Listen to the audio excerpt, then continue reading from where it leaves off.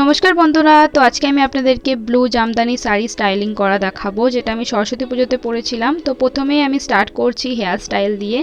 আর hair স্টাইলটা আমি এখানে একটা বিনুনি করে সামনের দিকে ফেলে রেখেছি। তো বিনুনিটা আমি এরকমভাবে করেছি, প্রথমে সামনের দিকে চুলটা এনে এতটার মতো ছেড়ে রেখেছি, আর তারপর আমি বিনুনিটা করে নিয়েছি। বিনুনিটা করে নেওয়ার পর বিনুনিটাকে একটু মোটা দেখানোর জন্য, একটু ভলিউমাইজ দেখানোর জন্য আমি এরকমভাবে বিনুনিগুলোকে একটু টেনে টেনে এরকমভাবে মোটা করে নিচ্ছি। তো এখানে আপনারা যত টানবেন তত কিন্তু মোটা হবে, কিন্তু খুব ধীরে ধীরে টানবেন, না হলে কিন্তু খুলে যাওয়ার চান্স থাকে।